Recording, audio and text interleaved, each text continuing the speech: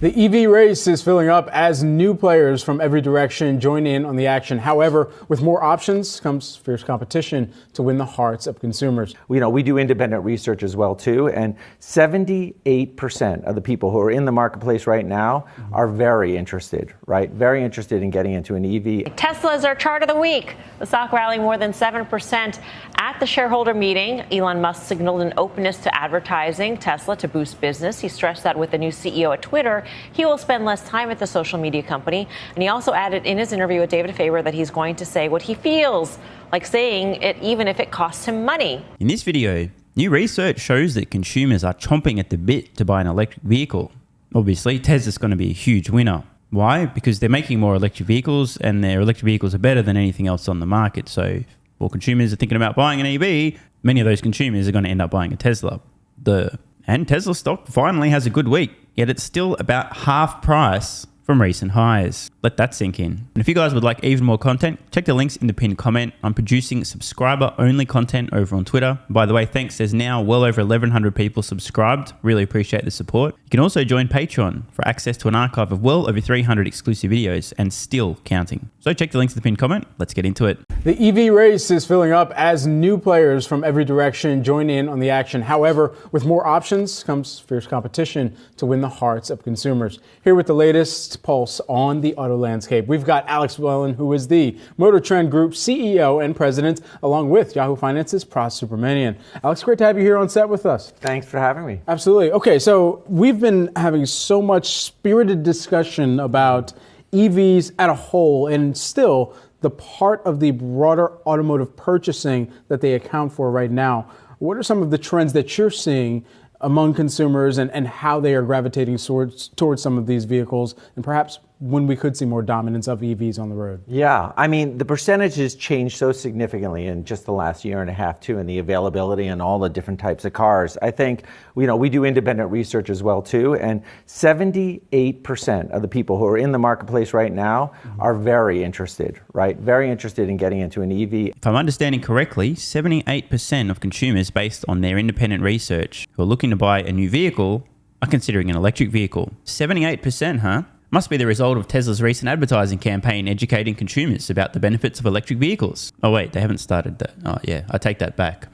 What a coincidence. It's not like my long-standing theory that the more Teslas Tesla sells, the more Teslas Tesla sells because of word of mouth is playing out. Nor, as I predicted, that as your neighbor, your friend, your colleague gets an electric vehicle or hears about the benefits or realizes the total cost of ownership is much lower, they tell you about this. Hey man, I saw that electric vehicle. What's it like? Well, let me tell you, it's way cheaper, hardly any maintenance, it's safer, better performance. Here, let me give you a test drive. Next minute, the neighbor's like, I'm buying an electric vehicle next. And then the third piece of the puzzle, which obviously it's totally just down to Tesla's recent ad campaign, not the fact that the cost of these things continues to plummet. And as the costs come down, electric vehicles become, wait for it, more appealing to more consumers. Yeah, definitely Tesla's ad campaign is responsible for this huge surge in consumers interested in purchasing an electric vehicle in the last year and a half. And then within the next 5 years, we predict that about 50% will definitely or very likely be inside an EV. All of us, all the people who are watching right now are saying to themselves, all right, I know I'm going to get an EV. Is it the right time? I don't know about the range anxiety. I don't know about,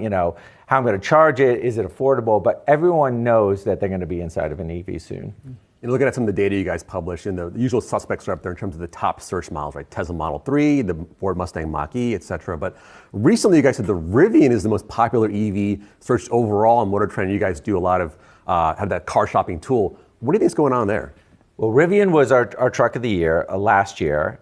Lightning, Ford F-150, another truck, another EV is our winner this year. So the trucks are extraordinary, and the Rivian, which I've driven, and the Lightning, which I know you've driven as well too. So some rather strange information regarding the search trends here. We'll talk about that in a moment, but before we get to that, I thought, hang on, let me just actually check the Motortrend website and try to see this research in terms of the search trends. Well, I couldn't find that, but I did end up finding their top electric vehicles page. If you guys want to confirm, the URL is motortrend.com/style/electric, and we're on the best electric cars page. So anyone want to take a guess as to what number 1 and 2 will be? Leave your guess in the comments below. I'm about to spoil it. Number 1, the 2023 Chevy Bolt, the one that's being discontinued at the end of this year, the one that GM's made no money on. This is their number 1 electric vehicle. Clearly, their methodology appears to not be related to what typically consumers would say they like. The fact that GM is discontinuing this product and the fact that Tesla's Model Y now is on track to be the world's best-selling vehicle globally, the whole planet, the best-selling vehicle, not best-selling electric vehicle, best-selling vehicle, seems to suggest to me that this list so far is a little bit arse backwards. I mean, it doesn't say best 2023 model. I'm trying to understand how in the flying I mean, obviously, there's no relationship here between GM and Motortrend, right? I'm not even going to bother looking. The last time I did that was with Conjob Distorts, and I discovered links to the Ford Foundation and General Motors, which might have explained a few things. Number 2, the Kia Niro electric vehicle. Before we get any further, according to Motortrend, the number 1, according to their list, their best electric car, number 1, Chevy Bolt, which GM are discontinuing and they don't make money on. 2, the Kia Niro EV, which is a decent vehicle, is number 2. Still yet to see a Tesla on this list, which is a bit strange. Number 3, a Nissan. Oh my God. This cannot be real life. Number 3 is a Nissan Leaf. So that's the top 5 electric quote cars. Now, best electric SUVs. You'd imagine the Model Y would be not on the list, at least not number 1. Apparently, the Hyundai Ioniq 5 is their best electric SUV. And then the Kia EV6 is number 2. Ford Mustang Mach-E, number 3. If you scroll long enough, eventually you get to the best electric luxury compact car. The is that? Electric luxury compact car. Apparently, electric cars is its own category, but what a coincidence. Just magically, Motortrend have a completely separate category that just so happens to be suitable for Tesla's vehicles. Therefore, Tesla vehicles don't fit in the best electric cars category. Therefore, they can't appear there. So my question is, who's paying and how much are they paying? I'm just thinking out loud, that would never actually happen. Why would that ever happen? It's not like you'd also engineer your website, so you have to scroll through 3 separate categories and a bunch of ads before you actually get to the actual best electric cars, which would be a Tesla. This is absurd. They've literally invented a category just to stick Tesla vehicles in so that Tesla can't be the top of their list under best electric car. This is absurd. They're gaming this. Oh, this is just so brazen. So there we go, the Tesla Model 3. Obviously, there's going to be a best electric compact SUV vehicle category as well, isn't there? And guess what's going to be number 1 there? Let's scroll. This is just absurd, bro. Number 2, BMW i4. Polestar 2, number 3. Let's keep scrolling. Best electric luxury cars. What the dude? Isn't that convenient? They've got a category in which Lucid can be number 1 as well. Number 2, Tesla Model S. Number 3, the Genesis G80 electric. Here we go. Best electric compact SUV. Tesla Model Y, number 1. Genesis GV60, number 2. Volvo XC40, number 3. What an absolute fucking joke. This is a scam. They have a category for best electric luxury 3-row SUV, and they've automatically placed the 2024 Lucid Gravity vehicle in there, even though it doesn't exist yet. An unreleased Mercedes vehicle that doesn't exist yet. An unreleased Rivian that doesn't...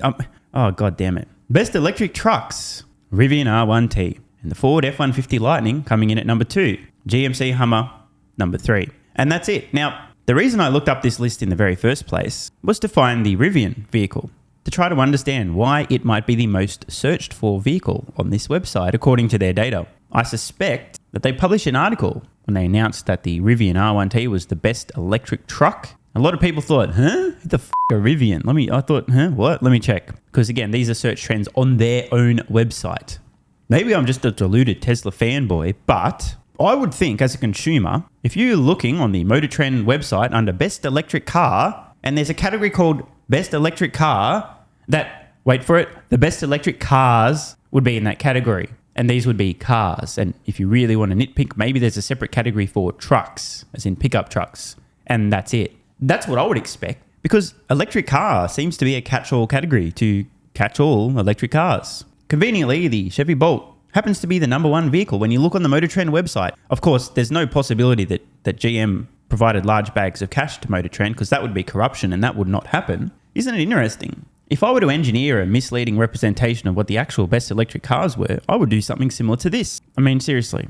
Number 1, 2, and 3, you think, I thought Tesla's vehicles were good. How come there's only a GM and a Kia and a Nissan here? Where's the Tesla? Where's the Teslas? They must be so f***ing shit. They're not even in the top 3. And then you scroll further to best electric SUVs and you'd be expecting, surely the Tesla Model Y is going to be here, right? Nope, no Tesla here either. How convenient.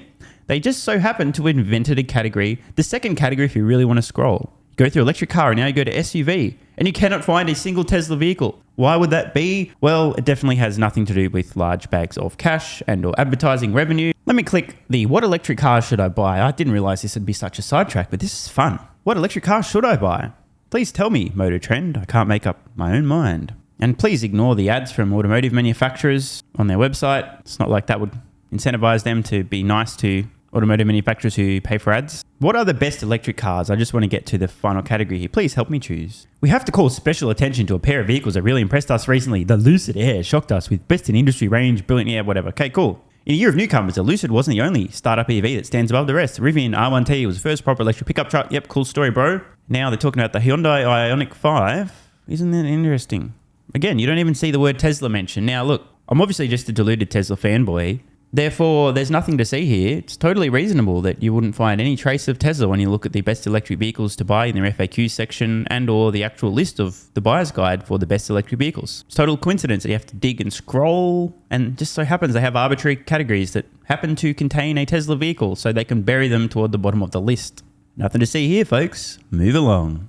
And then we'll talk about the Cybertruck, which I've been in as well, which is an experience. But the Rivian is extraordinary. I mean, it's 4 motors, right? Many of these trucks are 1 or 2 motors, right, to be able to do what they need to do that workload and how much battery you need. But 4 motors, you feel it immediately. I think they've done a great job with the regenerative brake. So that's that feeling of being able to really one pedal a car.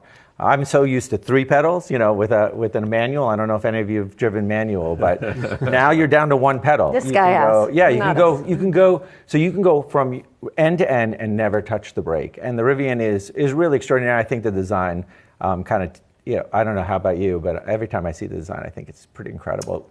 So let's talk about the design of the other one that you mentioned. The other one. And viewers will know I am skeptical about the Cybertruck.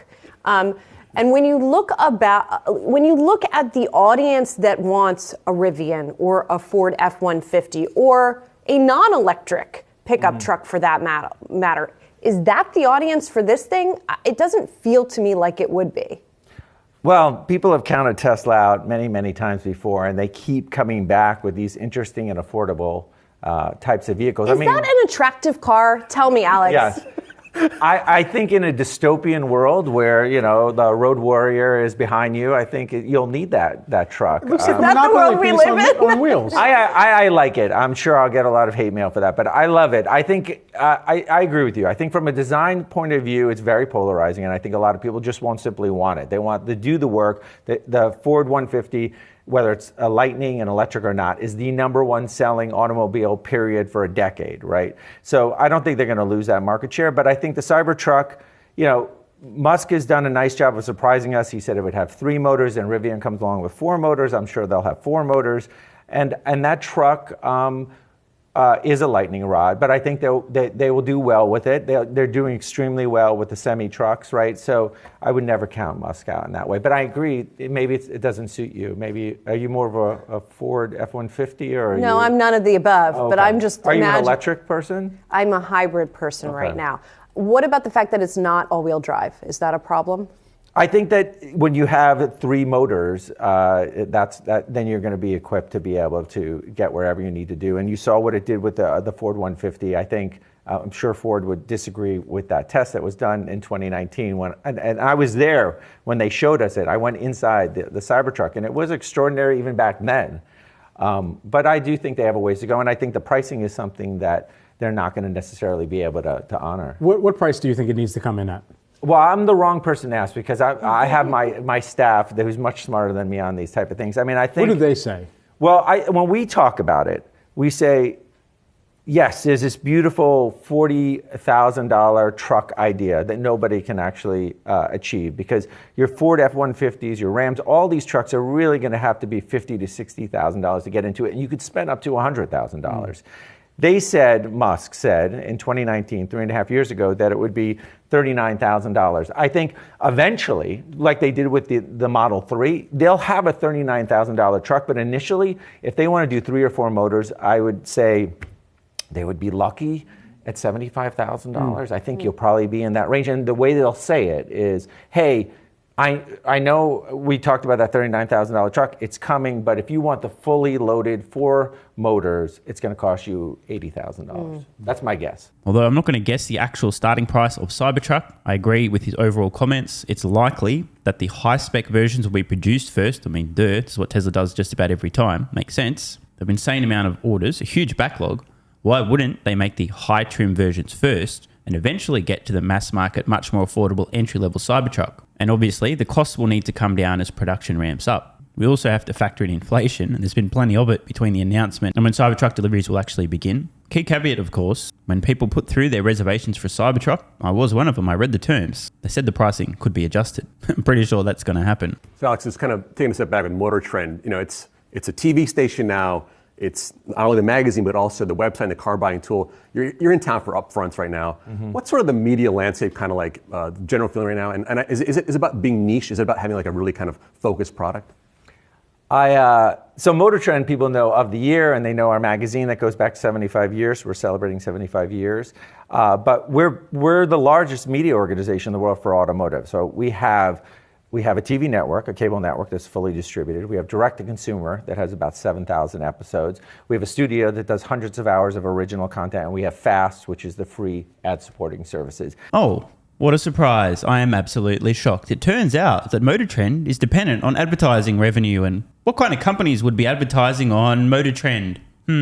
Yeah, I don't know either. No connection, and the top EVs, total coincidence. Let's move on. Now on to Tesla and Tesla stock. Tesla is our chart of the week. The stock rallying more than 7% at the shareholder meeting. Elon Musk signaled an openness to advertising Tesla to boost business. He stressed that with the new CEO at Twitter, he will spend less time at the social media company. And he also added in his interview with David Faber that he's going to say what he feels like saying it, even if it costs him money.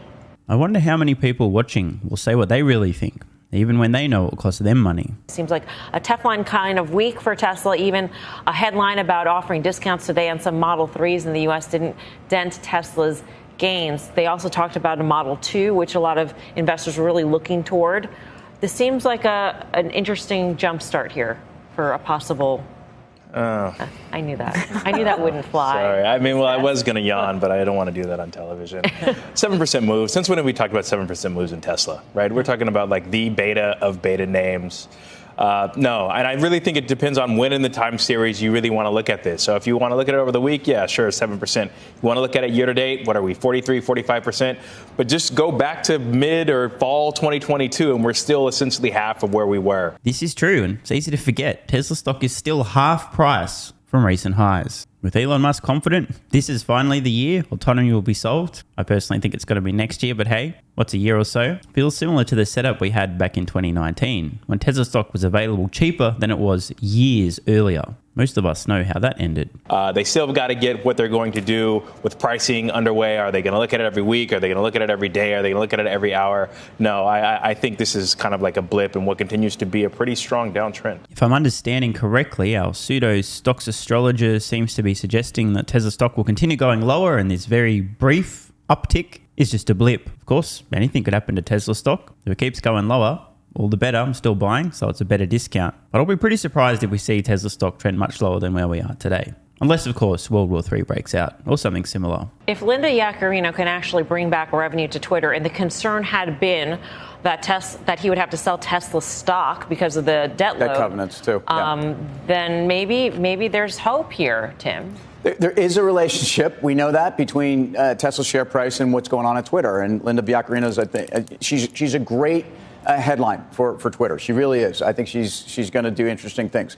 I think that the combination of this shareholder meeting, maybe there was some anxiety around it. I think the new models and Gene Munster brought that up. I mean, just the size of the potential market there, I think is very significant. It's been quite fun to watch the transformation of Tim over the last few years regarding Tesla. Previously referred to Tesla shareholders as Teslemmings, suffered multiple third-degree financial burns shorting Tesla stock, got roasted by his co-hosts for still being short Tesla stock. But the penny's finally dropped. The guy gets it now. Tim's finally starting to see Tesla clearly. Keyword there, starting. He hasn't quite got it, but at least it's a start. Let me know in the comments below if you remember when Tim used to hate on Tesla 24/7. I think he's now been usurped by Dan the doofus. Let's not discount that mega cap tech has had a huge run. I mean, I bet if we plotted Amazon and Microsoft and Facebook, they've had big weeks too. So Tim's right, and this is a really important point. It's been rather amusing, I'll just leave it at that, to see the folks who apparently are super smart or extremely arrogant. And I don't mean in a persona type of arrogant like this guy on YouTube, but actually arrogant enough to think they know what's driving Tesla stock one way or the other. Tesla stock's up this week. The only possible explanation is that's because Elon said Tesla might do some advertising. And Twitter has a new CEO announced. As I've said in the past, the sole determining factor as to what any stock does is the collective buying and selling activity on that security during that trading day. That's what moves stock prices. Now, sometimes there may be a correlation. There was certain news. That means a lot of people bought the stock, therefore the stock went up. But you can never directly know and point and go, that's the exact reason why the stock did what it did. Especially when you have examples like Tim, where just about every growth/tech stock is up for the week. Tesla's up similar amounts for the same week. Is it really reasonable to say, well, that's because Twitter has a new CEO announced and Tesla might do some ads? Or is it more reasonable to say, looks like the algos and the investment funds and many other investors are buying into growth and selling out of this, that, or the other this week? Long story short, it's impossible to know what moves a stock up or down. It's literally the result of collective buying and selling of all participants on that security. You might be able to make a connection. Well, possibly the reason that more people were buying or more people are selling today might be this, that, or the other, but you can never truly know. Elon Musk might tweet one thing in one 24-hour period, and Tesla stock might be down 5%. Some genius says, well, I'm not arrogant, I'm a genius, and therefore the reason Tesla stock's down is because Elon tweeted this thing. That's his only tweet the last 24 hours, therefore I'm a genius. It then may later come to light that a large investment fund or a pension fund sold out of their Tesla stake, which drove the stock lower. Kind of reminds me of early humans. Hasn't rained in a while. The rain gods must be mad at us. Maybe we should try sacrificing some children to see if it rains. After 30 consecutive days of child sacrifices, a little bit of rain comes. That's it. We've got to sacrifice more children. They keep doing that. Not much rain happens. But hey, it worked once, kind of, maybe, and therefore we'll just keep doing it eventually. It rains a few more times after countless children are sacrificed. Therefore, sacrificing children equals it'll rain. As long as the gods aren't still mad at us. And if they're still mad at us, we just have to keep sacrificing more children until it rains. Same broken ass thinking, different era. So to recap today's video, you can definitely trust Motortrend. They're not dependent on advertising revenue, and their primary advertisers obviously aren't automotive companies, which certainly wouldn't influence any of their rankings, their lists, their articles, nothing like that. Because that would be corruption, and therefore it just wouldn't happen because corruption isn't real. You can definitely trust Motortrend. And apparently, despite Tesla stock being half price, a few folks on CNBC think the stock's going lower. And who knows, they may be right, but I certainly wouldn't be betting on that unless I was willing to endure third-degree financial burns. Speaking of, isn't it nice to see Tim has finally woken up from his hibernation in his Tesla bear cave, starting to see reality for what it is? I think we finally know the answer to the question. You still short, Tim? Clearly not. Better late than never. Maybe Tim saw one of my promos for AG1, his brain turned on, he finally realized that shorting Tesla stock was a dumb idea. Athletic Greens AG1 has given me a massive, meaningful boost in energy, allowing me to do a lot more every day, including using my brain more and using my body more. I highly recommend you guys and girls check it out. Athletic Greens AG1 is an excellent way to fill in nutritional gaps. It's got 75 high-quality vitamins, minerals, and whole food source nutrients, plus prebiotics and probiotics and digestive enzymes and adaptogens to help you deal with stress. Plus, if you click the link in the pinned comment or head to athleticgreens.com/SMR, you can get yourself a 1-year free supply of vitamin D3 and K2. But don't take my word for it. Here's what some of you guys and girls have to say. AG1 has changed my life. I was, as you described, treating myself like a circus, ate like trash, rarely exercised, used alcohol as a stress crutch, cannabis also. AG1 is what gave me the kick in the ass, got me back to the gym, motivated me to do more for myself, family, my business, etc. Keep doing what you do. Now, I know there's some skeptics, the same kind of people who think Elon Musk is a fraud, reading this going, what do you thought? There's no way that's possible, bro. It must be a placebo effect. Believe it or not, this is a recurring theme. If you give your body everything it needs to feel and perform its best, including having a lot more energy, you'll need ways to use that energy. For me personally, that includes more exercise, moving my body more social activity, and more cognitively demanding tasks, including producing a ton of exclusive content over on Twitter and on Patreon, plus my daily YouTube uploads. The proof's in the pudding. On to another testimonial from a viewer of this channel. SMR, you asked me to provide feedback on AG1. Here it is. It has helped with mental acuity, stamina, and intestinal waste management. Can't read between the lines. It certainly helps with regularity and digestion. That's what the digestive enzymes are for. It has also dramatically reduced my cravings for sugar. You guys need to stop eating sugar. It's fucking poison. I'm 50, 5'9", and overweight, aka a fat motherfucker. I think that's a technical term for overweight, isn't it? Is it fat motherfucker or obese? I can't remember. I average 100 hours a week in the West Texas oil fields as a safety supervisor. Jesus Christ, dude. No wonder you're struggling to keep your weight under control. 100 hours a week. Brutal. It has helped me lose weight. It is not an appetite suppressant. It can help fat people suppress cravings, and motivation to be healthier is critical for changing your diet. Love you, brother. Again, this is a great point. It's something people really don't seem to grasp. If you have more energy, everything becomes easier. It's like turning on easy mode for life. A few years ago, before I was taking AG1, my health was trash. I was struggling to get through the day, had afternoon fatigue. The last thing I wanted to do was either use my brain or move my body. Didn't have the energy. Now, my biggest struggle every day is figuring out ways to use that energy. I'm exercising way more, doing a lot more with my friends and family, and of course, my work output has increased substantially. And you can fact check me. Check out the average length of my videos I was posting to YouTube 3 years ago. Need I say more? And one final testimonial. Love this one. Okay, here's the deal for me with this AG1 shit. I'm 41 years old and not the type to eat, drink, smoke, or sleep healthy, so I was skeptical. That being said, here's what I experienced. Day 1, meh. Day 2, afternoon fatigue was about 45 minutes late. Day 3, 0 afternoon fatigue. Day 4, 0 afternoon fatigue plus extra energy. Day 5, again, 0 afternoon fatigue plus energy, wondering, what the fuck, really? See, this is the thing, right? The results for many people are just almost too good to be true. This is the same experience I had. My afternoon fatigue just vanished out of nowhere. I'm like, wait, what the fuck? Why am I not tired in the afternoons anymore? Surely, it's not that AG1 is it? Turns out it was. Day 6 and 7, same thing. Day 8, same thing. Plus, I had the want to get things done around the house that I normally would slack off and not get done. Again, the point, extra energy, you'll need to use it, you'll find ways to use it. Day 9, 10, and 11, and today is day 12.